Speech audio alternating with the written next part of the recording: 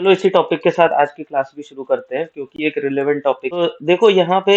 अगर आप बोलते हो कि आपको हम्म, क्लाउड में आप काम करते हो तो सबसे बड़ी चीज जो आपको पहले समझनी होती है कि क्लाउड है क्या। क्लाउड का आज की डेट में अगर दूसरा नाम अगर देखा जाए ना या कोर में जो होता है क्लाउड का वो होता है सर्विस। ये मैंने पहले भी बोला था आपसे कि क्लाउड सर्विस प्रोवाइड करता है। अब ये सर्विस जो होती है ये बहुत तरीके की होती है, ठीक है।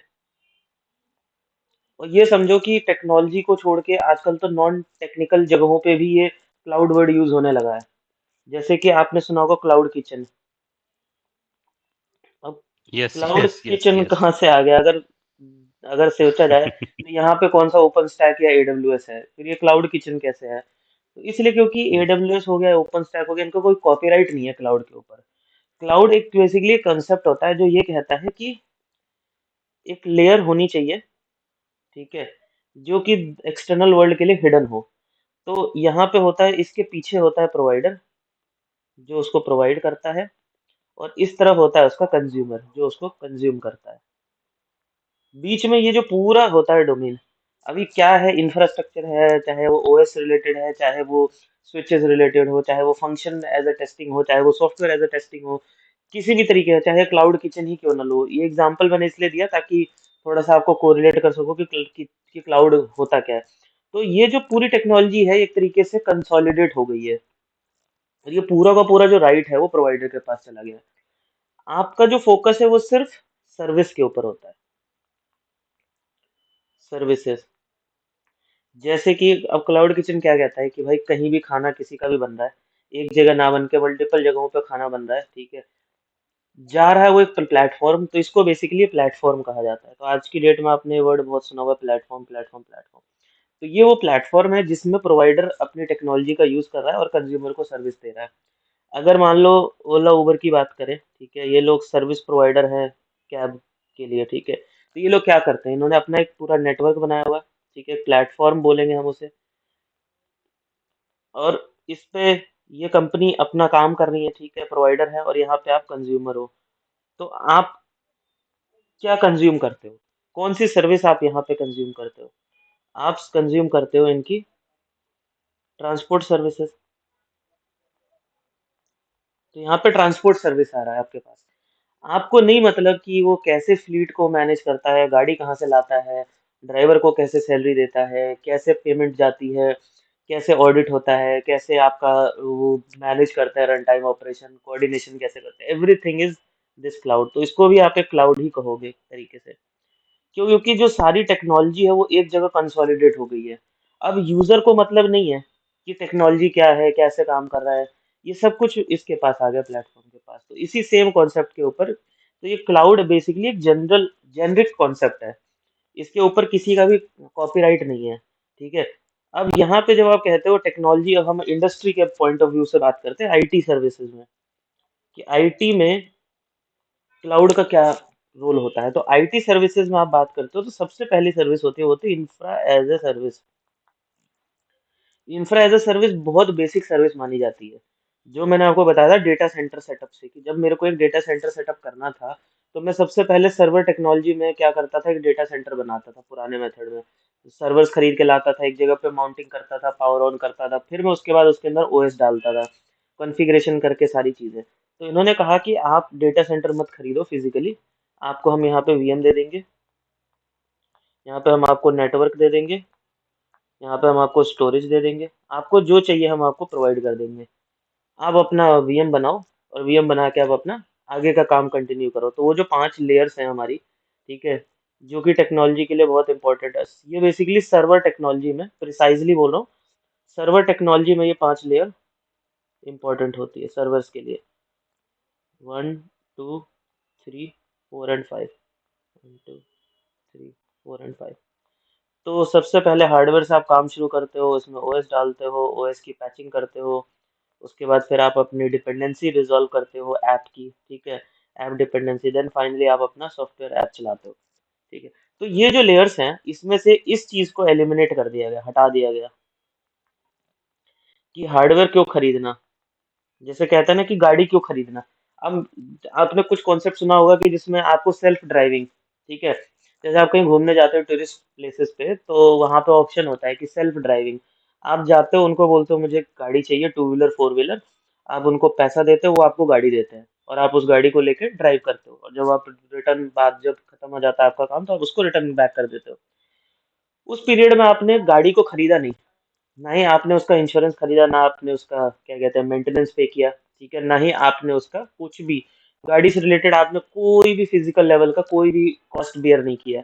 आपने सिर्फ एक रेंट पे किया। उस रेंट के बदले में आपको एक ये पूरी सर्विस मिली, और जितने समय के लिए आपने मांगा। तो इसकी एक टाइम होती है, ठीक है, ये होता है, इसकी एक बोलते हैं लाइफ साइकिल। लाइफ साइकिल तो देखो हर चीज की है, ये तो आपको पता ही है कि चाहे वो लिविंग हो, नॉन लिविंग हो, किसी भी तरीके की चीज हो, every object has a life cycle, सबकी अपनी एक लाइफ साइकिल होती है। तो इस वीएम की जो लाइफ साइकिल है वो तब से शुरू होती है जब आपने बोला कि मुझे वीएम चाहिए। जैसे आप कैब, मान लो आपने सेल्फ ड्राइविंग में गाड़ी लिया, तो गाड़ी जब आप लेते हो, तो जिस दिन आप उससे बोलते हो कि मुझे रेंट पे कार चाहिए, उस दिन आपको वो दे देता है, आपको चाबी दे दी उसने। आप उसने आपसे पैसे लिए, सिक्योरिटी वगैरह, और आपने 5 दिन के लिए फॉर एग्जांपल यूज किया, तो 5 डेज की ड्यूरेशन की उसकी लाइफ साइकिल थी। वो गाड़ी आपको मिली, आप उस गाड़ी से चाहे कहीं भी जा सकते हो, आपकी अपनी चॉइस है, आप अपने हिसाब से उसको चलाते हो। तो 5 डेज की लाइफ साइकिल थी, उसके बाद आपने वापस उनको रिटर्न किया। वो वापस उन्होंने अपने पूल में रखा, और उसके बाद उन्होंने वो गाड़ी किसी और को दे दिया, अब वो कोई और गाड़ी चलाएगा। तो ये लाइफ साइकिल होती है इसकी। तो आपने यहाँ जो सर्विस ली है वो इंफ्रा सर्विस है, जिसे हम बेसिक सर्विस कहते हैं, जो सबसे पहले शुरू होता है। इंफ्रा का मतलब ही होता है कि आप किसी चीज को जब करने जाते हो, तो सबसे पहला जो काम होता है ना, उसको इंफ्रा बोला जाता है। जैसे हमारे देश में अगर बोले हम कि सड़क है, ट्रांसपोर्ट के लिए सबसे बेसिक इंफ्रा क्या होता है? रोड। ऐसे ही अगर आप ड्राइविंग करते हो, तो ड्राइविंग के लिए सबसे बड़ा इंफ्रा आपकी गाड़ी, जिसको आप ड्राइव करोगे। घर के लिए बोलोगे तो सबसे मेन इंफ्रा क्या होता है? ईंट, पत्थर, सीमेंट, ये सब जो मटेरियल्स, जिनको प्लॉट, जिसके ऊपर आप लेते हो, लेबर, ये सब इसका इंफ्रा होता है, जिससे आप अपना वो मकान बनाते हो। तो सेम वे में अगर आपको डेटा सेंटर बनाना होता है, तो आपको ये सब चीजें चाहिए होती है। अब यहाँ पे आपको एक वर्चुअल फॉर्मेट में प्रोवाइड कर रहा है, तो इसीलिए इसको बोलते हैं हम इंफ्रा एज अ सर्विस। तो ये हो गई आपकी क्लाउड की पहली सर्विस। दूसरी हो गई आपकी प्लेटफॉर्म एज अ सर्विस।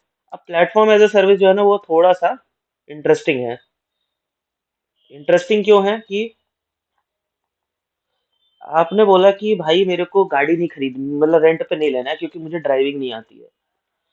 मुझे ड्राइविंग नहीं आती है, मैं तो आराम से पीछे बैठ के जाना चाहता हूँ, मुझे तो आप गाड़ी दो विद ड्राइवर। तो उस केस में आपको कंपनी क्या करती है? ड्राइवर भी साथ में देती है। इस केस में अगर आप देखोगे, पुराने वाले केस में आपको ड्राइव खुद करना पड़ता था। ऐसे ही इंफ्रा एज अ सर्विस में आपको वीएम खुद बनानी पड़ेगी, नेटवर्क खुद से अटैच करना पड़ेगा, स्टोरेज खुद कनेक्ट करना पड़ेगा। जितने भी काम होते हैं वो सब आप खुद कंट्रोल कर रहे हो, तो उसका फायदा और नुकसान भी है। फायदा क्या है कि मैं अगर इसको कंट्रोल कर रहा हूँ, तो मुझे पता है कि गाड़ी कैसे चलानी है, मुझे भरोसा है कि मैं गाड़ी अपने हिसाब से चलाऊंगा। मुझे पता है कि कब कहाँ पे रुकना है, कितने घंटे के लिए ब्रेक लेना है। लेकिन इसका नुकसान क्या है कि मुझे कॉस्ट बेयर करना पड़ेगा, मुझे ड्राइविंग आनी चाहिए। अगर मुझे ड्राइविंग नहीं आती है, तो मैं गाड़ी ले नहीं सकता रेंट पे। तो सेम वे में अगर आप इंफ्रा एज अ सर्विस लेते हो, तो आपको वीएम खुद बनानी पड़ेगी, नेटवर्क, स्टोरेज, सब कुछ आपको खुद मैनेज करना पड़ेगा। फायदा क्या है कि आपका फुल कंट्रोल है। आप अपने हिसाब से ऑपरेटिंग सिस्टम सिलेक्ट करते हो, आप अपने हिसाब से नेटवर्क को डिस्ट्रीब्यूट करते हो, आप अपने हिसाब से स्टोरेज का फाइल सिस्टम डिसाइड कर सकते हो, उसकी कॉन्फ़िगरेशन डिसाइड कर सकते हो। Everything is your under control. Platform as service में क्या होता है कि भाई मुझे ये सब झंझट नहीं चाहिए। मुझे तो आप किसी भी तरीके से एक ऐसा प्लेटफॉर्म दो जिस पे आपका ओएस पहले से डला हो, और मैं तो अपना सीधा एप्लीकेशन लेकर आऊंगा और चलाऊंगा इसके ऊपर। जैसे एग्जांपल, आपका मोबाइल फोन, आपका laptop, window laptop, best example platform as a service. आपके मोबाइल में आपका एक हार्डवेयर डल है, उस हार्डवेयर के ऊपर एक एंड्रॉयड का ऑपरेटिंग सिस्टम डला हुआ है। वो एंड्रॉयड नेटवर्क से भी कनेक्टेड है, आपके फ़ोन में स्टोरेज भी है, आपके फ़ोन के पास सीपीयू रैम भी है, सब कुछ है। अब आप उसके अंदर व्हाट्सएप चलाओ, चाहे आप उसके अंदर आउटलुक चलाओ, चाहे आप उसके ऊपर यूट्यूब चलाओ, चाहे आप उसके ऊपर इंस्टाग्राम चलाओ, आप कोई भी ऐप रन कर सकते हो। वो इस प्लेटफॉर्म के ऊपर बड़े आराम से रन करता है। आपको इसकी चिंता नहीं है कि एंड्रॉयड को क्या हुआ, कैसे एलोकेट करना है, कैसे कॉन्फ़िगर करना है, कुछ भी नहीं करना है। आपको इंस्टॉलेशन की भी टेंशन नहीं होती है। क्यों? क्योंकि हर एक ऐप को इंस्टॉल करने का तरीका सेम होता है। आपको प्ले स्टोर पे जाना है, ऐप स्टोर पे जाना है, डाउनलोड करना है, क्लिक करना है, दैट्स इट, वो अपने आप इंस्टॉल कर लेगा। वो अपने आप कैसे इंस्टॉल करता है? क्योंकि उसको पता है कि प्लेटफॉर्म कैसा है और ये कैसे काम करता है। ये ऐप पहले से जानता है अपने प्लेटफॉर्म को, अंडरस्टैंड करता है, और वो उसी के अकॉर्डिंग उसको इंस्टॉल करता है। दैट मीन्स कि जो यूजर का फोकस है वो सिर्फ एप्स के ऊपर है। ये जो प्लेटफॉर्म है, ठीक है, इस प्लेटफॉर्म का जो फोकस है वो प्रोवाइडर के पास चला गया। अब प्रोवाइडर देखेगी क्या ओएस डालना है, प्रोवाइडर देखेगी क्या करना है। तो आपका एंड्रॉइड चाहे अपडेट हो ना हो, आपके एप्स तो चलते रहते हैं ना। अब कल को अगर मान लो एंड्रॉइड अपडेट होता है तो आपकी जो मोबाइल कंपनी है वो आपका ओएस को अपडेट करती है, आपको ओवर द ईयर आपको क्या कहते हैं कि अपडेट आता है और आप अपने फोन को अपग्रेड करते हो। लेकिन इस ओएस की वजह से आपके एप्स को तो इंटरफेयर नहीं होता है ना, कि नहीं नहीं आप इसमें ये ऐप इंस्टॉल नहीं कर सकते, ये नहीं कर सकते। अगर वो कॉम्पेटेबल है तो यहाँ पे जो एप्स हैं वो कॉमन फ्रेमवर्क को फॉलो करते हैं, कॉमन फ्रेमवर्क। मतलब सारे एप्स को पता है कि अब उनको कहाँ डिप्लॉय होना है। सबको पता है कि विंडो लैपटॉप में विंडो ओएस कैसे काम करता है। तो चाहे आप कोई भी ऐप देख लो, आउटलुक देख लो, वो कंपनी को पता है कि विंडो कैसे काम करता है, तो वो उसके अकॉर्डिंग ही अपने ऐप को डेवलप करते हैं। तो यहाँ पे आपका जो ओएस का जो झंझट है ना वो खत्म हो गया। अब ये आपको मैनेज नहीं करना है ओएस को। तो ये अच्छा माना जाता है उनके लिए जिनको झंझट कम चाहिए। देखो यहाँ तो आपके हार्डवेयर की झंझट चली गई। जैसे एग्जांपल लिया कि मैंने आपको गाड़ी खरीदो, इंश्योरेंस करवाओ, झंझट खत्म। ऐसे यहाँ पे आपको डेटा सेंटर खरीदो, केबलिंग करो, नेटवर्क लगाओ, ये सब चीजें सब खत्म। ये सब आपको मिल रहा है वर्चुअल फॉर्मेट में। लेकिन उसको करना आपको पड़ेगा, वीएम आपको खुद बनानी पड़ेगी, ओएस आपको खुद डालना, सब कुछ आपको खुद करना पड़ता है। प्लेटफॉर्म एज ए सर्विस में क्या होता है, ओएस भी डली हुई है, सब कुछ है, ऐप को भी पता है कि कैसे इंस्टॉल, मतलब कि जो डेवलपर है या इस ऐप को चलाने वाला है उसका फोकस सिर्फ अपने काम के ऊपर है। तो आप गाड़ी में जब विद ड्राइवर जब लेते हो तो अब आपको ड्राइविंग की टेंशन नहीं है कि कैसे ड्राइव करना है। आप तो बैठोगे और बोलोगे भाई मुझे लेके चल, यहाँ जाना है। तो यहाँ पे आपको एडवांटेज मिला। तो हर एक स्टेज में आपको प्रोज एंड कॉन्स मिल रहे हैं। अब आप देखो कि यहाँ पे आप क्या सिलेक्ट करते हो। अब आप किसी को भी ब्लाइंडली इंफ्रास्ट्रक्चर एज सर्विस थोड़ी प्रोवाइड करोगे। अगर आप इंफ्रास्ट्रक्चर एज सर्विस दोगे तो उसको वीएम की नॉलेज होनी चाहिए, उसको ओएस आना चाहिए, पैचिंग आनी चाहिए, तब जाके वो अपना ऐप चला पाएगा। प्लेटफॉर्म एज ए सर्विस लोगे तो वहां पे आपको ओएस की नॉलेज की जरूरत नहीं है। आपको सीधे अपने एप्लीकेशन के ऊपर फोकस करना है। क्यों? क्योंकि आपका एप्लीकेशन एक कॉमन फ्रेमवर्क को फॉलो करता है। फिर देखो बहुत सारे आते हैं, function as a service, software as a service, और टेलीकॉम में तो नेटवर्क एज अ सर्विस भी आने लगा है। इनका मतलब ये क्या है कि ये बना के दे रहे हैं आपको नेटवर्क, सब कुछ रन कर रहे हैं, आप सीधा यूज करो सर्विस को। ना आपको नेटवर्क को खरीदना है, ना तो आपको नेटवर्क को डिप्लॉय करना है, और ना ही आपको नेटवर्क को मैनेज करना है, ऑपरेशन चलाना है। आपको सीधा सर्विस लेनी है। जैसे आप एयरटेल से सिम लेते हो और आपके मोबाइल में डाला और आप अपना जो भी रेंटल पे करते हो और आप आराम से कॉल कर सकते हो। आपको नहीं मतलब पीछे पैकेट कोर है या कौन सा कोर है। आपको सिर्फ क्या होता है, आप एक सर्विस पे फोकस करते हो। तो सेम यही कॉन्सेप्ट पे नेटवर्क एज ए सर्विस भी आ रहा है कि आपको सीधा नेटवर्क बना बनाया मिलेगा, आप उसको यूज करो, आगे अपने एंड कस्टमर्स को सेल कर सकते हो services. Software as a service की जैसे मान लो आउटलुक हो गया। आजकल आपने देखा होगा ऑफिस 365 में, ऑफिस 365 क्लाउड बेस हो गया है। 365 क्लाउड बेस इसमें क्या होता है कि आप जो भी काम करते हो, चाहे आप टीम्स पे करो, चाहे आप एमएस वर्ड पे करो, चाहे एक्सेल पे करो, आप देखते हो कि कॉमन स्टोरेज भी अटैच होता है साथ में। उसमें आपको फायदा क्या होता है कि आप जो फाइल भेजते हो टीम्स पे वही फाइल आपको हर जगह दिखाई देती है। आपको सिर्फ लिंक कॉपी करके देना होता है दूसरे बंदे को। तो ये सब एडवांटेजेस हैं आपको अगर आप डायरेक्ट सॉफ्टवेयर। अब आपको नहीं मतलब है कि वो ऑफिस 365 कैसे चल रहा है, आपकी कंपनी को भी नहीं मतलब है कि ऑफिस 365 माइक्रोसॉफ्ट कैसे मैनेज कर रहा है, उसका सॉफ्टवेयर कहाँ, सर्वर कहाँ पे रन कर रहा है, उसके सॉफ्टवेयर को कैसे रन करना है, क्योंकि वो सब कुछ वो कंपनी चला रही है जो उसको प्रोवाइड कर रही है। प्रोवाइडर के ऊपर आ गया।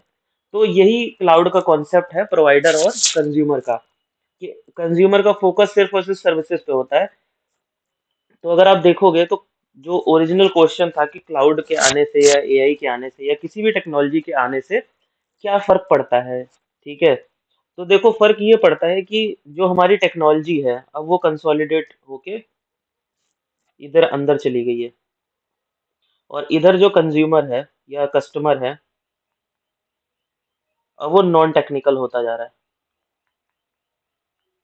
क्यों? क्योंकि उसका फोकस सिर्फ प्योरली सर्विसेज पे होगा। अब आप देखोगे पहले क्या होता था, अगर कोई नेटवर्क लगता था, कोई बड़ी कंपनी नेटवर्क लगाती थी, तो जो उनके जो प्रोवाइडर हैं उनको वो टेक्नोलॉजी बेचते थे, फिर उसके बाद वो डिप्लॉय करते थे, डिप्लॉय करने के लिए भी वो अपने बंदे भेजते थे।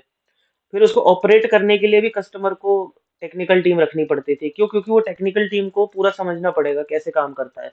तो ये जो कस्टमर है इसका फोकस जो था बिजनेस के ऊपर, उसने बोला कि यार मेरे को तो सिर्फ बिजनेस से मतलब रखना है, मैं नहीं चाहता कि ये जो टेक्निकल चीजें हैं ये भी मैं हैंडल करूँ। क्यों? क्योंकि कस्टमर जो है वो प्योरली बिजनेस, इसको बोला गया कि आप प्योरली बिजनेस करो, आप अपनी सर्विसेज पर फोकस करो और बिजनेस करो। ये जो टेक्निकल काम है इसको कंसोलिडेट करके यहाँ लेकर आते हैं, तो इसको हमने इसको बोला कि क्लाउड प्रोवाइडर हो गया। अब देखो जब मैं क्लाउड प्रोवाइडर बोलता हूँ तो आप हमेशा वो ऐसे देखो फॉर्म में कि क्या मैं आईएएस की बात कर रहा हूँ, क्या मैं पैस की बात कर रहा हूँ, क्या मैं सॉफ्टवेयर एज ए सर्विस की बात कर रहा हूँ, या मैं क्या कहते हैं नेटवर्क एज ए सर्विस की बात कर रहा हूँ। बहुत सारे फॉर्मेट होते हैं, ठीक है। अगर आप बोलोगे कैब एज ए सर्विस, वो भी एक क्लाउड का ही फॉर्मेट है। क्लाउड किचन भी एक सर्विस है, जिसमें आप कस्टमर जो है वो सिर्फ फूड से मतलब है, वो कहाँ बन रहा है, कौन बना रहा है, कैसे बना रहा है, उसको उस चीज़ से कोई मतलब नहीं है। क्यों? क्योंकि उसका फोकस सिर्फ और सिर्फ फूड पे होगा। ऐसे ही यहाँ पे कस्टमर का फोकस सिर्फ और सिर्फ अपनी सर्विस पे होगा कि मुझे सर्विस चाहिए, आई डोंट केयर कि वो कैसे आ रहा है। अब ये सारी चीज कंसोलिडेट होके यहाँ पहुंच गई प्रोवाइडर के पास। अब ये प्रोवाइडर अपने पास टेक्निकल रखेगा सारी टीम में कॉम्पिटेंस। तो इस केस में आपको यहाँ पे फायदा ये मिल रहा है कि आपको बहुत सारी चीजें सीखने को मिल रही हैं। आज से 10 साल 15 साल पहले क्या होता था? हार्डवेयर स्पेशलिस्ट, ठीक है, हार्डवेयर स्पेशलिस्ट होते थे, फिर ओएस स्पेशलिस्ट होते थे, ये सब स्पेशलाइजेशन थी, ठीक है। फिर आपका नेटवर्क स्पेशलिस्ट जो नेटवर्क समझते थे, याद है पहले सीसीएनए और वो सब बहुत सारे सर्टिफिकेशन होते थे, सीसीएनपी। फिर होता आपका स्टोरेज स्टोरेज स्पेशलिस्ट। इसके बाद डेटा सेंटर स्पेशलिस्ट कह लो, जो इन सब चीज़ों को मैनेज करता है, डेटा सेंटर। फिर उसके बाद आपका होता था, यहाँ पे कहीं जाके आता था आपका सॉफ्टवेयर या एप्लीकेशन डेवलपर, यहाँ पे कहीं ना कहीं एप्लीकेशन डेवलपर आता था। अब ये देखोगे ना तो क्योंकि ये स्टैक है, आप इसको अलग नहीं कर सकते। 5 लेयर्स जो मैंने आपको बताई वो आप अलग नहीं कर सकते। तो एक सॉफ्टवेयर डेवलपर को, जिसको कि मान लो लेट्स से एक बैंकिंग का सॉफ्टवेयर बनाना था, ठीक है, बैंकिंग का लेट्स से सीआरएम बनाना था, कस्टमर रिलेशनशिप मैनेजमेंट पोर्टल बनाना है।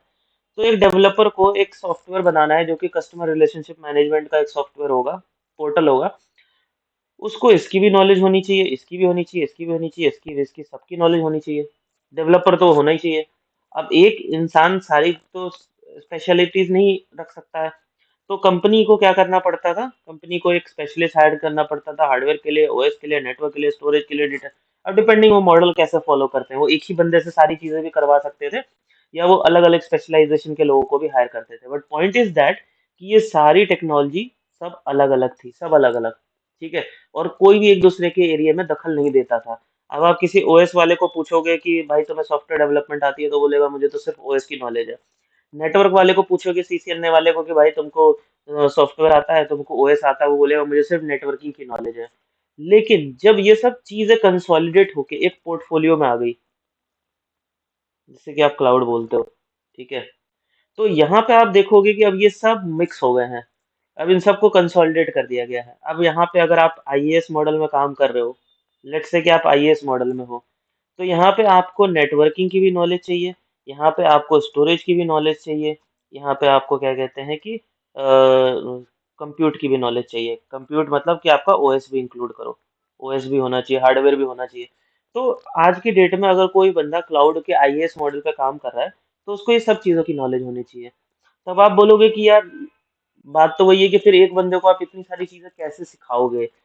पहले क्या होता था कि ये जो सारी टेक्नोलॉजीज है ना वो आइसोलेटेड काम करते थे, एक दूसरे से इंटरकनेक्टेड नहीं थे, सिर्फ सर्विस के पॉइंट ऑफ व्यू से जुड़े हुए थे। मतलब कि हार्डवेयर स्पेशलिस्ट को पता है कि हाँ ये मेरे ऊपर एक ओएस इंस्टॉल होगा हार्डवेयर के ऊपर, उसको इतना पता होता था, बट वो टाइटली कपल्ड नहीं था, वो उसको नहीं पता कि हाँ मुझे ओएस की भी फीचर्स का पता हो जिसको कि मैं ज्वाइन कर सकूँ, इतनी चीजें नहीं होती थी। यहाँ पे इन्होंने कंसोलिडेट किया, इन्होंने क्या किया कि सॉफ्टवेयर एडवांसमेंट किया। अब देखो सॉफ्टवेयर एडवांसमेंट कैसे होता है। एक चीज याद रखना, दो ही तरीके के पेरिफेरल्स होते हैं, एक होता है सॉफ्टवेयर और एक होता है हार्डवेयर, करेक्ट। हार्डवेयर वो होता है जो फिजिकल होता है, जिसको कि आप देख सकते हो अपनी आंखों से कि ये फिजिकल हार्डवेयर है। सॉफ्टवेयर को आप एक्सपीरियंस कर सकते हो, ठीक है। ये बेसिकली सर्विस से रिलेटेड हो गया। ये भी एक फिजिकल ही है, एक ऑब्जेक्ट है, बट इसको आप फिजिकली टच नहीं कर सकते, बट आप इसको एक्सपीरियंस कर सकते हो एज अ सर्विस कि आपने कोई सॉफ्टवेयर इंस्टॉल किया। अब व्हाट्सएप है, आप उसको देख सकते हो बट आप उसको फील टच नहीं कर सकते। आप उसको यूज कर सकते हो कि हाँ मुझे व्हाट्सएप पे ऐसे ऐसे कम्युनिकेशन करना होता है। तो ये जो दो पेरिफेरल्स हैं, ये बहुत इंपॉर्टेंट है इंडस्ट्री में। इन्हीं के ऊपर सारा बिजनेस चलता है। तो जो बिजनेस पॉइंट ऑफ व्यू से उनको लगता है कि यार ये टेक्नोलॉजी ऐसी चीज है कि हम इसके अंदर घुसेंगे तो हमारा बिजनेस डाइवर्ट हो जाएगा। तो उन्होंने क्या किया कि उन्होंने बोला कि ये कंसोलिडेटेड पोर्टफोलियो होना चाहिए टेक्निकल मतलब फोरम्स में, और उन्होंने इनको कंबाइन करके एक अम्ब्रेला के अंदर लेकर आए। उस अम्ब्रेला में आप देखोगे आईएएस मॉडल में कि जैसे ओपन स्टैक है। अब ओपन स्टैक ने क्या किया, ओपन स्टैक ने पूरा का पूरा जो डेटा सेंटर है, फिजिकल डेटा सेंटर, उसको बड़े ही इंटेलिजेंट तरीके से वर्चुअल में कन्वर्ट कर दिया। तो आज की डेट में अगर मान लो कि आप ओपन स्टैक में काम करते हो, तो आपको बाय डिफॉल्ट चीजों की नॉलेज हो जाती है। आपको ये भी पता होता है कि हाइपरवाइजर कैसे काम करता है, आपको ये भी पता होता है कि नेटवर्किंग कैसे चलती है, वीलैन कैसे काम करता है। आपको स्टोरेज की भी नॉलेज होती है, मतलब you become jack of all. आपको सारी चीजें पता चल जाती है। लेकिन आज से 10 साल पहले आप ये नहीं बोल सकते थे, 10 या 15 साल पहले, कि मैं नेटवर्किंग भी जानता हूँ, मैंने सीसीएन ने मुझे मतलब नेटवर्क की पूरी नॉलेज है, मुझे सॉफ्टवेयर की पूरी नॉलेज है, मैं डेवलपर भी हूँ, मैं स्टोरेज भी सब कुछ कर सकता हूँ। नहीं, बिकॉज क्योंकि वो आइसोलेटेड टेक्नोलॉजीज थी एक दूसरे से। आज की डेट में वो कंसोलिडेट होके एक जगह आ गए हैं, और वो कहीं ना कहीं, देखो हार्डवेयर को आप कुछ नहीं कर सकते, हार्डवेयर में आप इंटेलिजेंस डाल ही नहीं सकते। इंटेलिजेंस कहाँ डलती है, सॉफ्टवेयर में। तो यहाँ पे सॉफ्टवेयर एडवांसमेंट हुआ है। सॉफ्टवेयर एडवांसमेंट का मतलब ये है कि आपके सॉफ्टवेयर्स को इस तरीके से रिफाइन किया गया है कि उन हार्डवेयर्स को वो कनेक्ट करके एक पूल बना सके। ओपन स्टैक क्या करता है, बहुत ही स्मार्टली हार्डवेयर्स को लेता है, ठीक है, और इन हार्डवेयर्स को लेकर एक पूल बना देता है। इसको क्या बोलते हो, ओपन स्टैक, ठीक है। अब बाहर की दुनिया के लिए ये है इंटरफेस। अब बाहर से कोई बात करेगा तो उसको ओपन स्टैक दिखेगा एज अ फ्रंट एंड। अब बाहर वाले को नहीं मतलब ना कि आपका ये हार्डवेयर कैसे काम करता है, स्विच कैसे काम करता है, वीलन कैसे काम करता है, स्टोरेज कहाँ पर है, कैसे कनेक्टेड है, वो कैसे काम कर रहा है। आउटसाइड वर्ल्ड के लिए सिर्फ ये सिंगल व्यू हो गया, single view. Same goes with your AWS and जो भी होते हैं public platforms, AWS, Azure, GCP, OCI, सारे प्लेटफॉर्म प्रोवाइडर एक फ्रंट एंड GUI दे देते हैं और एक CLI दे देते हैं, और बोलते हैं जो करना है यहाँ से करो। बैकएंड में वो VM कैसे बन रही है, हाइपरवाइजर कैसे काम करता है, क्या चीज़ कैसे चलती है, आपको कुछ भी नहीं पता होता है। तो ये इंफ्रा एज अ सर्विस का एग्जांपल है। Same platform as a service में भी होता है। अब देखो प्लेटफॉर्म एज अ सर्विस मैंने आपको जब भी बताया, मैंने आपको एक चीज़ और बताई है कि platform as a service and container as a service दो वर्ड्स हैं। दोनों सेम रिजेंबल करते हैं बट दोनों सेम नहीं है, सिमिलर है बट नॉट सेम। मतलब एक जैसे हैं बट एक नहीं है। दोनों का काम होता है प्लेटफॉर्म प्रोवाइड करना। दोनों प्लेटफॉर्म प्रोवाइड करते हैं, किसके लिए, एप्लीकेशंस के लिए, एप्स के लिए प्लेटफॉर्म देते हैं। तो प्लेटफॉर्म और कंटेनराइजेशन में डिफरेंस क्या होता है। प्लेटफॉर्म में क्या होता है कि यहाँ पे आपका, ठीक है, ओएस है, इसके नीचे आपका हार्डवेयर हो सकता है, ठीक है। ऐसे ही मान लो यहाँ पे भी ओएस हो गया, यहाँ पे भी हार्डवेयर हो गया, इस तरीके से सो ऑन। और ये क्या करता है, ये एक सिंगल प्लेटफॉर्म बनाता है। This is called as platform. अब इस प्लेटफॉर्म के ऊपर आप अपने एप्स को चला सकते हो। कंटेनर स्पेसिफिकली प्रिसाइज, तो ये कह सकते हो कि कंटेनर एज अ सर्विस जो है वो प्लेटफॉर्म एज अ सर्विस का ही एक एग्जांपल है। मतलब प्लेटफॉर्म एज अ सर्विस एक ब्रॉड टर्म है। ब्रॉड क्यों है, क्योंकि यहाँ पे आप बोल सकते हो एंड्रॉइड मोबाइल, iOS भी लिख देता हूँ नहीं तो आईफोन वाले बुरा मान जाएंगे। iOS mobile, window laptop. ये मैं आपको नॉन एग्जांपल बता रहा हूँ जो आप डे टू डे लाइफ में देखते हो। इसके अलावा भी बहुत सारे एग्जांपल्स हैं बट मैं आपको नहीं बता सकता, ठीक है।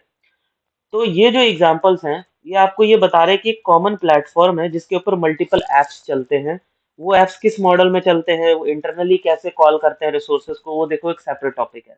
बट यहाँ पे आप देख रहे हो कि एप्स जो है वो कॉमन हार्डवेयर और कॉमन ऑपरेटिंग सिस्टम के ऊपर रन करते हैं। अब यहाँ पे जो मैं बताना चाह रहा हूँ कंटेनर एज अ सर्विस, ये एक प्रिसाइज केस है। प्रिसाइज, प्रिसाइज का मतलब क्या होता है कि हार्डवेयर है। अच्छा एक चीज और बता दूं, यहाँ पे मैंने मल्टीपल हार्डवेयर लिखा है तो कंफ्यूज मत होना कि प्लेटफॉर्म एज अ सर्विस में मल्टीपल हार्डवेयर भी हो सकता है, सिंगल हार्डवेयर भी हो सकता है। वो डिपेंडिंग कि आप स्केलेबिलिटी कितनी बड़ी रखते हो। तो वरना आप बोलोगे कि अब दो मोबाइल के ऊपर ऐप्स आप कैसे चला रहे हो। तो जब अगर आप इसको मोबाइल या लैपटॉप की रेस्पेक्ट में देखते हो तो आप सिंगल देखो कि सिंगल हार्डवेयर है। इसीलिए मैं अगला वाला एग्जांपल सिंगल दिखा रहा हूँ। मल्टीपल दिखाने का रीजन ये कि आप स्केलेबिलिटी बढ़ा सकते हो, आप इसको मल्टीपल लेवल पे भी ले जा सकते हो, हाई लेवल पे। यहाँ पे हार्डवेयर होता है, यहाँ पे ओएस होता है, और इसके ऊपर आपके चलते हैं कंटेनर्स। अब हम इनको बोलते हैं कंटेनर। पिछले वाले में मैंने क्या बोला था, ऐप। यहाँ पे मैंने यूज किया था वर्ड ऐप, और यहाँ पे मैं वर्ड यूज कर रहा हूँ कंटेनर। यही कोर डिफरेंस है दोनों के बीच में। अगर आप स्पेसिफिकली कंटेनर्स की बात करते हो तो वो होता है container as a service, CaaS. और इसका एग्जांपल है, the best example is Kubernetes. ठीक है। आज की डेट में ओपन शिफ्ट भी बहुत बेस्ट एग्जांपल है इसका। ओपन शिफ्ट क्यूबरनेटिस को यूज करता है, ठीक है, प्लस और भी बहुत सारी चीजें प्रोवाइड करता है। तो ये इसको यूज करता है, प्लस इसके पोर्टफोलियो में एडिशनल भी है, एडिशनल फीचर भी है। सिर्फ क्यूबरनेटिस नहीं है, एडिशनल फीचर भी है इसके अलावा भी। तो यहाँ पे इसलिए इसका पोर्टफोलियो थोड़ा बड़ा बन जाता है, और ऑब्वियसली ये रेड हैट की तरफ से है, तो एक लीडर कंपनी का सॉफ्टवेयर है, तो ऑब्वियसली वो अच्छा होगा बाकी सारे एग्जांपल से। बट क्यूबरनेटिस गूगल का पुराना प्रोडक्ट है। गूगल ने इसको डोनेट किया है क्लाउड कम्युनिटी को, CNCF कम्युनिटी को। तो ये जो प्रोडक्ट है अभी ओपन सोर्स है, बट ये जब बना था तब ये गूगल का प्राइवेट सॉफ्टवेयर था, मतलब कि इसका सोर्स कोड ओपन नहीं था। बट गूगल ने इसको डोनेट करके कम्युनिटी को दिया, सो दैट कि बाकी लोग भी मार्केट में इसको यूज कर सके और इंडस्ट्री में ओपन सोर्स का जो है वो कॉन्सेप्ट जिंदा रहे। तो ये ऑलरेडी टेस्टेड एंटरप्राइज लेवल का सॉफ्टवेयर है, जिसको कि गूगल ने इतने साल अपने प्रोडक्ट्स के ऊपर चलाया है। ठीक है, और उसके बाद कम्युनिटी को डोनेट किया है। तो क्यूबरनेटिस एक बहुत स्ट्रॉन्ग एग्जाम्पल है कंटेनर एज अ सर्विस का। इसके अलावा मार्केट में और भी बहुत सारे ऑप्शंस आते हैं, लेकिन वो इतने ज्यादा फेमस नहीं है जितना क्यूबरनेटिस है। डॉकर का स्वाम आता है,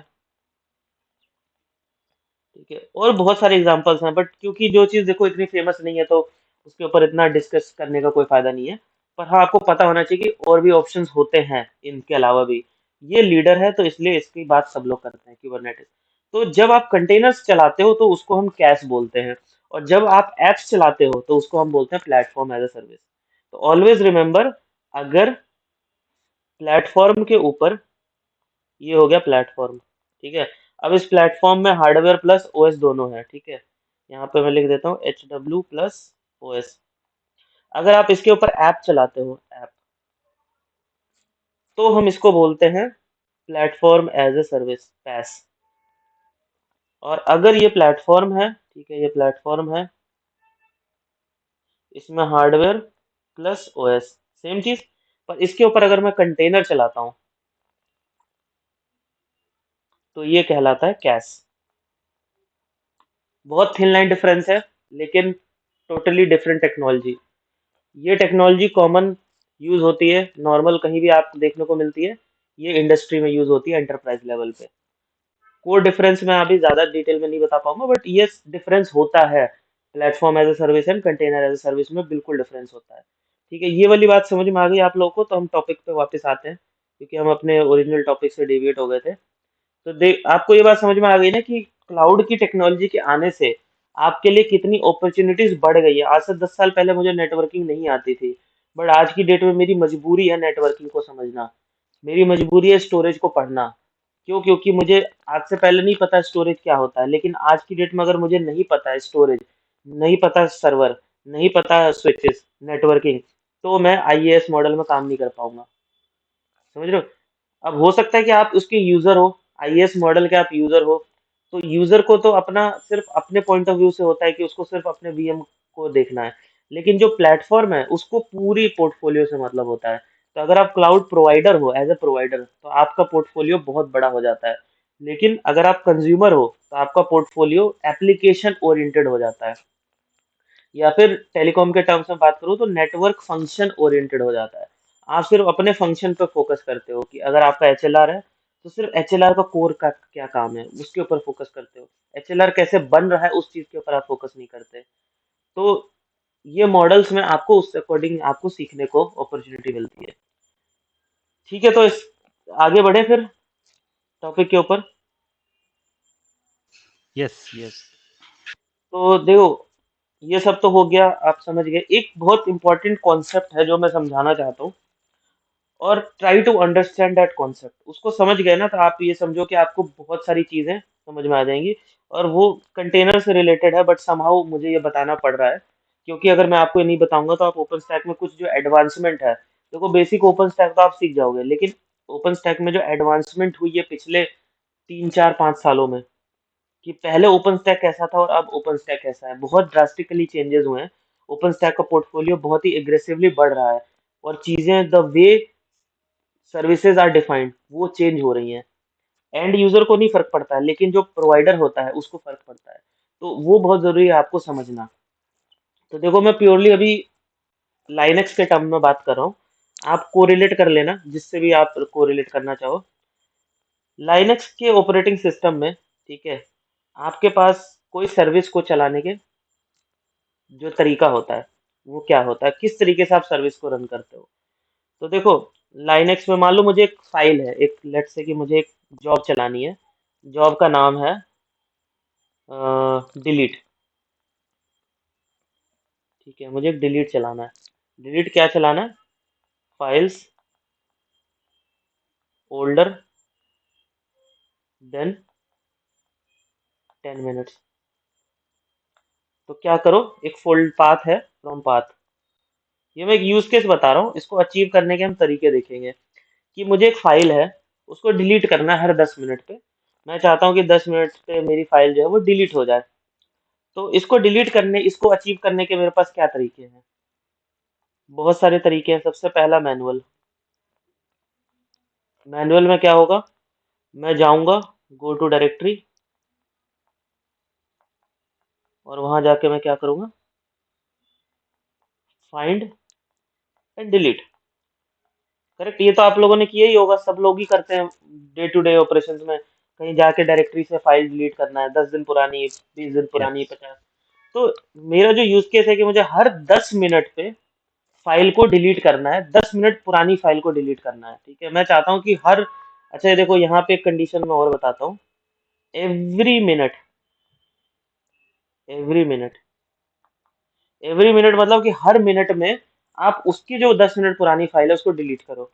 मतलब अगर मेरे पास अभी मान लो 7:40 हो रहे हैं, तो 7:30 के पहले की सारी फाइलें डिलीट करो। और अगर अभी थोड़ी देर बाद 8 बज रहे हैं, तो 7:50 की सारी फाइलों को डिलीट करो। तो मैनुअल में क्या होगा, मैं जाऊंगा डायरेक्टरी में, फाइंड डिलीट करूंगा।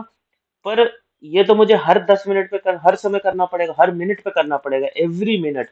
मतलब 7:38, 7:39, 7:40, 41, हर मिनट कोई ना कोई इंसान सर्वर पे कनेक्ट करेगा और फाइल को डिलीट करता रहेगा।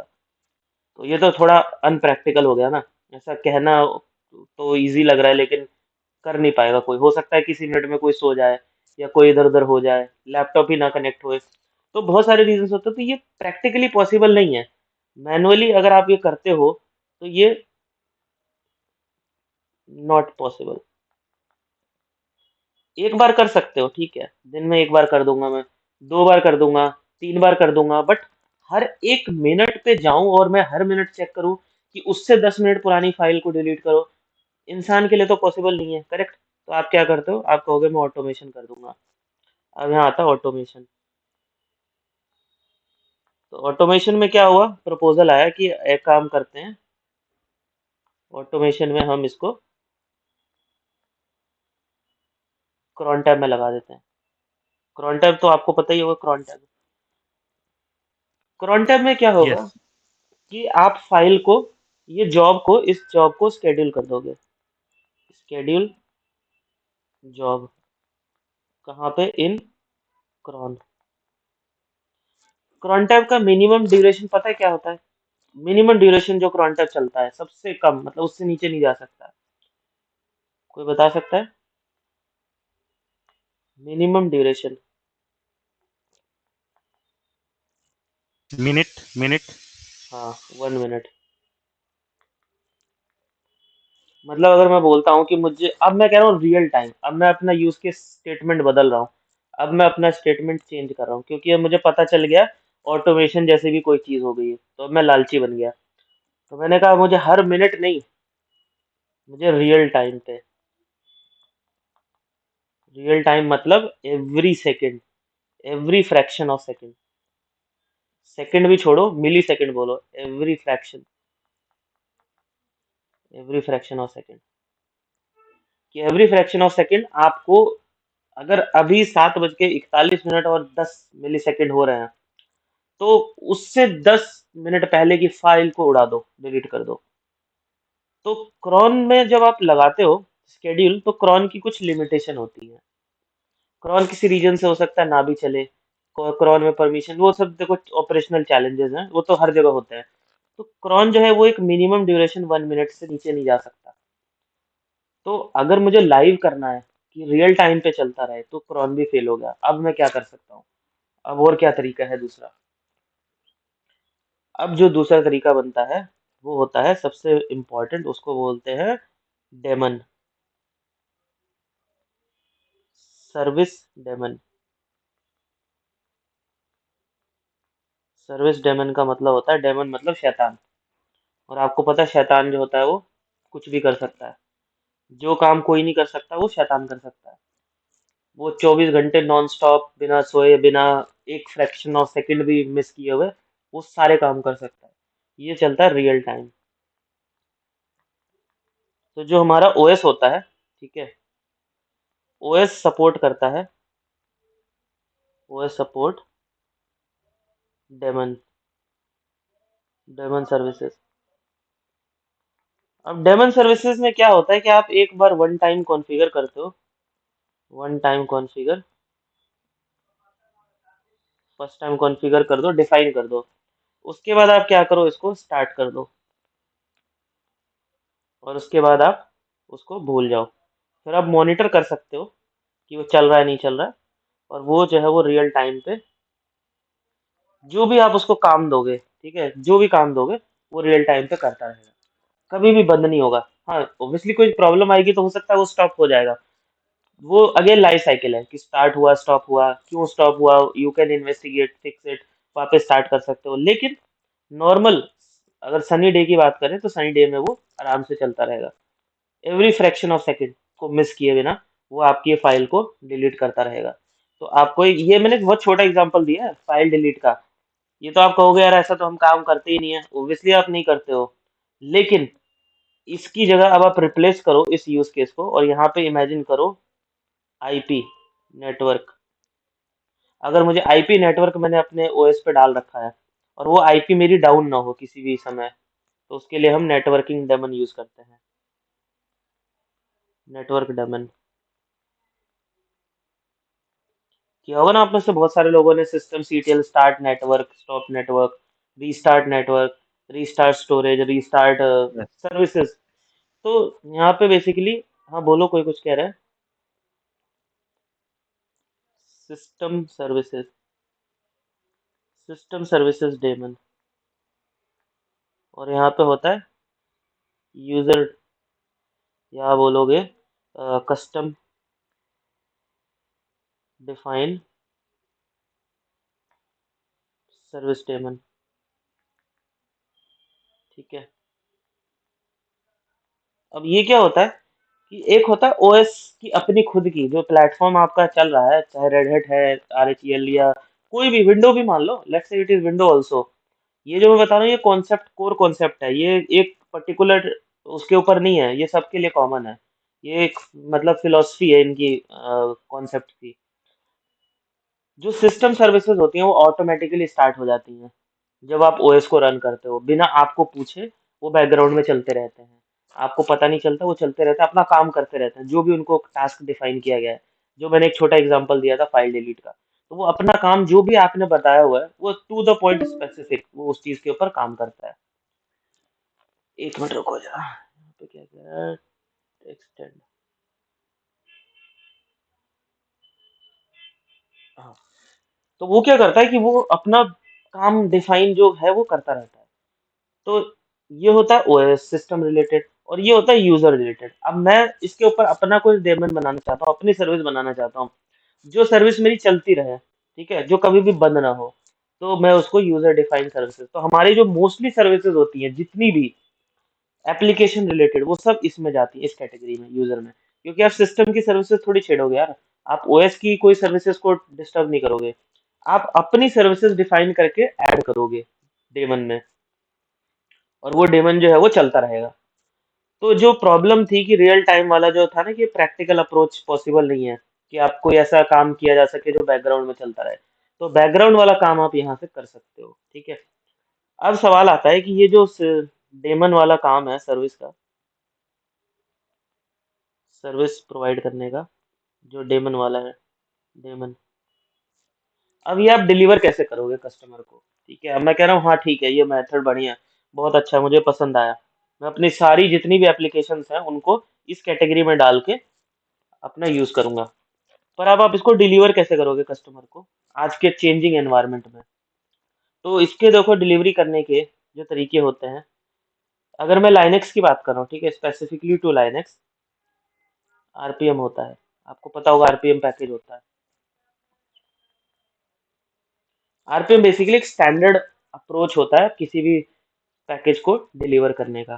तो आप क्या करते हो, आरपीएम बना के उसकी डिलीवर करते हो, आरपीएम इंस्टॉल करोगे, और उसके बाद आपको सर्विस दिख जाएगी, सर्विस को स्टार्ट करोगे, कई बार तो वो ऑटोमेटिकली स्टार्ट हो जाता है, वो आरपीएम में ही लिखा रहता है कि स्टार्ट भी कर दो, तो वो स्टार्ट भी हो जाएगा। जैसे ही आप आरपीएम इंस्टॉल करोगे, वो अपने आप स्क्रिप्ट, बेसिकली वो एक टेम्पलेट होता है, आरपीएम बेसिकली एक टेम्पलेट होता है कि जिसके अंदर आप अपना सारा डिफाइन कर देते हो कि क्या करना है, किस तरीके से सीक्वेंस में बाइनरीज को इंस्टॉल करना है, और उसको कैसे स्टार्ट करना है, सब कुछ आप यहाँ लिख देते हो, रोल बैक भी लिख देते हो, सब कुछ लिखा होता है। ये कॉमन मेथड है, जो कि आरपीएम मेथड जो है ये आपका चलता है कहाँ पे, बेयर मेटल, और दूसरा आपका चलता है वर्चुअल मशीन में, वर्चुअल मशीन। ये जो दोनों हैं ये बेसिकली ओएस के ऊपर होता है ना, ओएस के ऊपर, ओएस लेवल, कि मान लो आपने हार्डवेयर पे ओएस डाल के अपना आरपीएम इंस्टॉल किया, या फिर आपको एक वीएम मिल गई, वीएम में ओएस पड़ा हुआ है, उस ओएस के ऊपर आपने अपना आरपीएम इंस्टॉल किया। तो ये वाला मेथड जेनरिक है, ये आरपीएम बेस्ड डिलीवरी होती है, आपको पता ही है जितने भी सॉफ्टवेयर जनरली आप इंस्टॉल करते हो वो आरपीएम होते हैं। इनफैक्ट जो ओएस के पैकेजेस होते हैं वो भी आरपीएम ही होते हैं। आप हमेशा, अगर आप रेड हैट यूज करते हो तो आप आरपीएम हाइफन आईवीएच यूज करते हो, आरपीएम हाइफन क्यूए यूज करते हो क्वेरी करने के लिए, आरपीएम हाइफन ई करते हो तो इरेज करने के लिए होता है, आई इज फॉर इंस्टॉल। तो ये आरपीएम पैकेज का मेथड होता है, ये फॉलो होता है रेड हैट के लाइनेक्स में, आर एच ई एल के जो कोर होता है। अगर आप उबंटू की बात करोगे तो वहाँ एपीटी फॉलो होता है, तो वहाँ पे आप देखोगे तो एपीटी गेट और इस तरीके की कमांड्स होती हैं, एपीटी इंस्टॉल। तो हर एक वेंडर का, वेंडर नहीं बोलूंगा, हर एक का जो फ्लेवर है उसका अपना अपना तरीका होता है पैकेजिंग का। आरपीएम रेडहेट फॉलो करता है, रेडहेट और इसके जितने भी सब्सिडरीज हैं जो रेडहेट को फॉलो करते हैं। तो ये जो मेथड है हमारा आरपीएम वाला, ये मेथड यहाँ पे बहुत अच्छी तरह चलता है बेयर मेटल और वर्चुअल मशीन्स में। लेकिन आपको पता है कि आज की डेट में एक टेक्नोलॉजी चल रही है जिसको बोलते हैं कंटेनर्स। जब कंटेनर आता है तो यही सारी स्टोरी पलट जाती है। कंटेनर्स के केस में अब आप इसको कैसे डिलीवर करोगे? तो कंटेनर्स के केस में आप क्या करते हो, इस सर्विस का एक कंटेनर बनाते हो, सर्विस कंटेनर। ये बहुत ब्रॉड वर्ड है, इसको एक्सप्लेन करने में बहुत टाइम लगेगा, सर्विस कंटेनर। और आप अपने जो सर्विस होती है, ठीक है, जो पैकेज होता है वो इसके इसके अंदर डाल देते हो, और इसको एज अ कंटेनर बना के देते हो। कस्टमर क्या करता है, इस कंटेनर को सीधा रन करता है, run, no install, direct run. तो इससे क्या होता है कि इंस्टॉलेशन का टाइम खत्म हो गया। एग्जाम्पल देता हूँ, आपने कभी अपने लैपटॉप के ऊपर कोई सॉफ्टवेयर इंस्टॉल किया होगा, कोई भी इमेजिन कर लो सॉफ्टवेयर इंस्टॉल किया होगा, तो एक ऑप्शन आता है इंस्टॉल और रन, आता है ना ऑप्शन रन करने का और इंस्टॉल करने का। जब आप इंस्टॉल करते हो तो वो पूरा पैकेज इंस्टॉल करेगा, सारी चीजें करेगा, उसके बाद फिर आपको वो स्टार्टअप पे आएगा कि चलो अब आप इसको यूज करो। एक ऑप्शन होता है रन, रन का मतलब होता है डायनेमिक। आप जैसे ही रन पे क्लिक करते हो सॉफ्टवेयर खुल जाता है, और आप अपना जो भी काम है उसमें कर सकते हो, लेकिन आप जो भी काम करते हो वो सेव नहीं होता है। क्यों? क्योंकि वो रन टाइम है। मतलब ये कि जैसे ही आप उसको क्लोज करोगे वो एप्लीकेशन बंद हो गया, और वो इंस्टॉल तो है नहीं, तो ना तो उसकी मेमोरी है ना तो उसका कुछ भी है, एवरीथिंग इज लॉस्ट। तो ये दो चीजें आपने देखी होंगी, कभी भी आप एप्स को इंस्टॉल करते हो विंडो के ऊपर तो दो ऑप्शन आते हैं, सब में नहीं आते बट किसी किसी में आते हैं, रन, इंस्टॉल। अब आप बोलोगे इंस्टॉल भी दो आता है, लाइट, फुल। तो देखो वो सब इंस्टॉल की कैटेगरी टाइप्स हैं कि इंस्टॉल फुल करो, इंस्टॉल कस्टम करो। मैं उसके ऊपर नहीं जाना चाहता। डायरेक्ट रन करो और इंस्टॉल करो।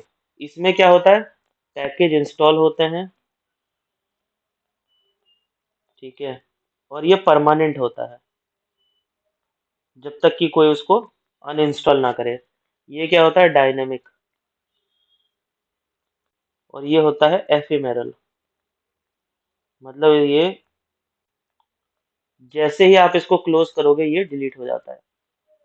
डिलीट ऑन क्लोज, मतलब इसको सिर्फ रन ही किया जाता है, इसको इंस्टॉल नहीं किया जाता। और ना ही इसका कोई डेटा होता है। No diet data, no data preserve, मतलब कि आपने जो भी काम किया उस विंडो के अंदर वो आपका सेव नहीं होगा, वो सिर्फ वहीं आपको दिखेगा बस।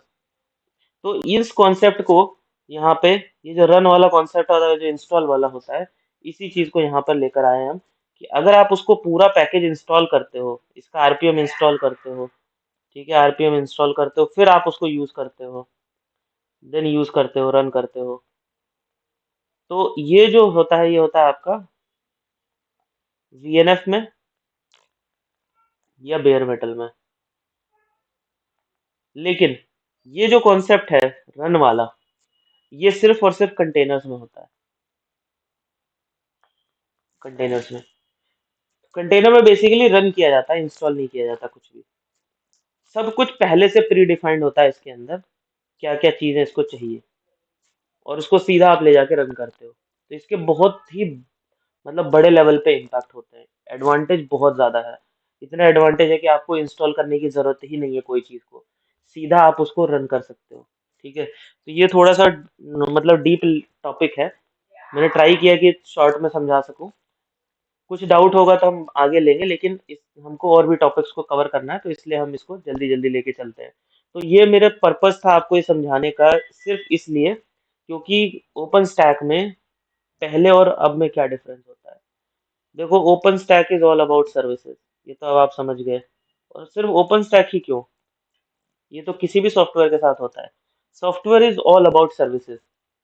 तो ओपन स्टैक का जो सॉफ्टवेयर है वो सर्विसेज देता है, जैसे कि नोवा, सिंडर, ठीक है, ग्लैंस। यहाँ लिखे थे ना बहुत सारे सर्विसेज मैंने आपको शुरू में, की स्टोन, ठीक है, होराइजन, और भी बहुत सारे सर्विसेज है। 40+ सर्विसेज है, मैंडेटरी सर्विसेज 9-10 मैंडेटरी सर्विसेज हैं। इन सभी सर्विसेज को डिलीवर करने का तरीका क्या होता है, अभी मैंने आपको जस्ट बताया। आरपीएम,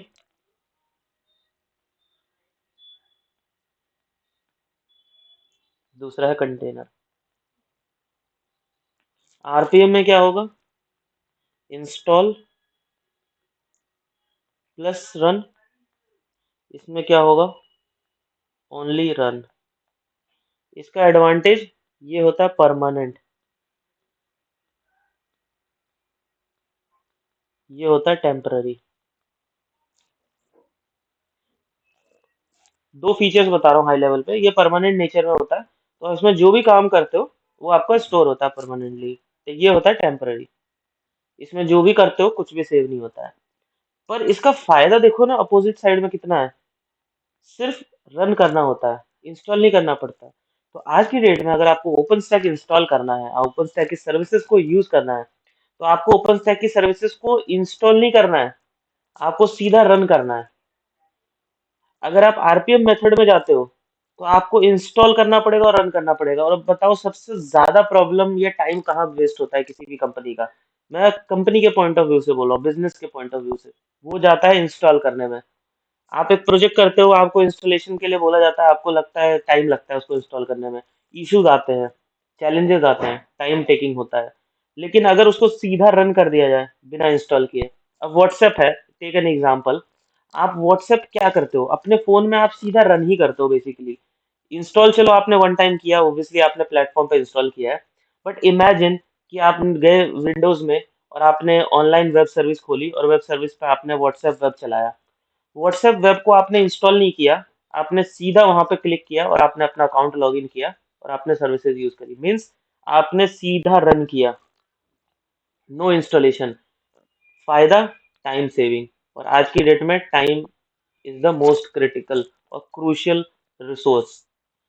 सबसे ज्यादा इंपॉर्टेंट होता है टाइम। तो यहाँ पे आपका सीधा रन हो रहा है, आपकी पूरी डिप्लॉयमेंट की झंझट ही खत्म हो गई, आपको सीधा रन करना है। तो इसलिए कंटेनर मेथड को फॉलो किया जाने लगा है आज की डेट में ओपन स्टैक के अंदर। पहले के जो रिलीजेस होते थे ओपन स्टैक के, तो वो जितनी भी ये जो सर्विसेज हैं, ठीक है। अब देखो, जब आप ओपन स्टैक इंस्टॉल करते हो तो हमेशा दिमाग में रखना एक बात को कि ओपन स्टैक अगर मैं इंस्टॉल कर रहा हूँ तो मैं ये सारी सर्विसेज इंस्टॉल कर रहा हूँ, सारी सर्विसेज, नोवा, सिंडर, जो भी मेरे को चाहिए सारी सर्विसेज सब इंस्टॉल कर रहा हूँ। तो ओपन स्टैक में ये तो नाम है ना, इंटरनली तो आप देखोगे तो अब आप तो पढ़ रहे हो ओपन स्टैक, आउटसाइड वर्ल्ड के लिए एक सिंगल व्यू है, आपके लिए सिंगल व्यू नहीं है। आप अब इंटरनल कोर में इसके डीप डाइव कर रहे हो, तो आपको पता है कि ये कंपोनेंट्स हैं, सर्विसेज हैं, इन सर्विसेज को आपको इंस्टॉल करना है। तो आप यहाँ पे जब इंस्टॉल करते हो तो इन सारे कंपोनेंट्स को वन बाय वन इंस्टॉल करते हो, इन सबके बाइनरी सॉफ्टवेयर आपको इंस्टॉल करने होते हैं। लेकिन अगर आप इस मेथड में जाते हो तो आपको इंस्टॉल नहीं करना पड़ता, आपको सीधा रन करना पड़ता है, और जिसका बहुत ही बड़ा एडवांटेज होता है कि एक ओपन स्टैक का प्लेटफॉर्म आपका इमीडिएटली रेडी फॉर सर्विस होता है। इसलिए जब से क्यूबरनेटिस आया है, या ये मैं बोलूँ कंटेनर्स आए हैं, कंटेनर्स के आने के बाद से पूरे इंडस्ट्री में जो डिप्लॉयमेंट है वो अब फास्टर हो गया है, फास्टर, रियल टाइम। अब ऐसा किस कैसे पॉसिबल हुआ? बिकॉज इंस्टॉल हटा दिया मैंने, इंस्टॉल हटा दिया, अब सीधा रन होता है। और ये रन कैसे होता है? With the help of containers, containerization. Process का नाम होता है कंटेनराइजेशन। तो अगर आप किसी भी सर्विस को कंटेनराइज कर सकते हो तो आप इंस्टॉल की झंझट खत्म कर देते हो। और अगर आप इंस्टॉल की झंझट खत्म कर देते हो तो आप अपने डिप्लॉयमेंट रिलेटेड सारे चैलेंजेस को एक ही बार में हटा देते हो। कस्टमर के लिए वो रियल टाइम हो जाता है। अब ओपन स्टैक पे आपको कोई भी सर्विस चलानी है, कुछ भी करना है, everything is container based. Open stack का डिप्लॉयमेंट, ओपन स्टैक का ऑपरेशंस, सब कुछ रियल टाइम पे हो चुका है। मैं बड़े लेवल पे बता रहा हूँ, इसमें डीप डाइव करने के लिए बहुत कुछ है, ठीक है, बट जितना हमें टाइम परमिट करेगा हम उसी हिसाब से देखेंगे। तो ये चीज आपको समझ में आई जो मैं बताना चाह रहा था। आज मेरा एजेंडा था आपको ये चीज बहुत क्लियर करना, क्योंकि जब हम बात करेंगे डिप्लॉयमेंट की, ओपन स्टैक की, ओपन स्टैक के सर्विसेज की, तब आपको ये चीज बहुत ध्यान रखनी है, क्योंकि यहीं से आपका कॉन्सेप्ट बनेगा। तो इसमें किसी को कोई डाउट है, ये जो हमने अभी तक पढ़ा है? नहीं, थोड़ा नहीं, डाउट तो कुछ नहीं है, कोई डाउट नहीं है। ठीक है, तो इसके साथ मैं आज की क्लास खत्म करता हूँ। आप एक एक कंफर्म कर दो कि आप लोग को जो ये लिंक है जिसपे हम ये वन नोट में मैंने सारा कुछ डाला हुआ है, वो आप लोग को एक्सेसिबल है या नहीं है। मतलब क्योंकि वो बहुत ज़रूरी है। देखो, हम क्लास पढ़ के चले जाते हैं, ठीक है, आप नहीं, हो सकता। एक्चुअली क्या है ना भाई, वो अभी तक मैंने एक्सेस नहीं किया, आपने मुझे लिंक। हाँ, तो एक बार प्लीज़ तीनों लोग ट्राई कर लो, अगर किसी को लिंक एक्सेस नहीं होता तो मुझे बता दो, मैं उसको ईमेल ठीक है। आईडी दोबारा से ऐड कर लूंगा। और इस नोट्स को पढ़ना, तब वीडियोस को देखना, ठीक है। आपके पास एडवांटेज जो है वो दूसरे लोगों के पास नहीं है। आपके पास एडवांटेज ये है कि आप सिर्फ वीडियोस नहीं देख रहे हो, ठीक है। ये वीडियोस यूट्यूब पे जाते हैं जिसको लोग फ्री देखते हैं। तो आपके माइंड में क्वेश्चन आता होगा कि फिर हम क्यों पे कर रहे हैं, हम भी तो बाद में वीडियो देख सकते हैं ना। क्योंकि आपके पास लाइव इंटरेक्शन का मौका है, आपके पास ये नोट्स का पुराना एक्सेस है, जहाँ से आप इस नोट्स को पढ़ सकते हो और आपको जो भी डाउट है आप क्लियर कर सकते हो। जब आप वीडियो देखोगे तो आपके डाउट को क्लियर करने वाला कोई नहीं होगा, आप सिर्फ वन साइडेड कम्युनिकेशन देखोगे। तो इसलिए टेक एडवांटेज, इसका फायदा उठाओ।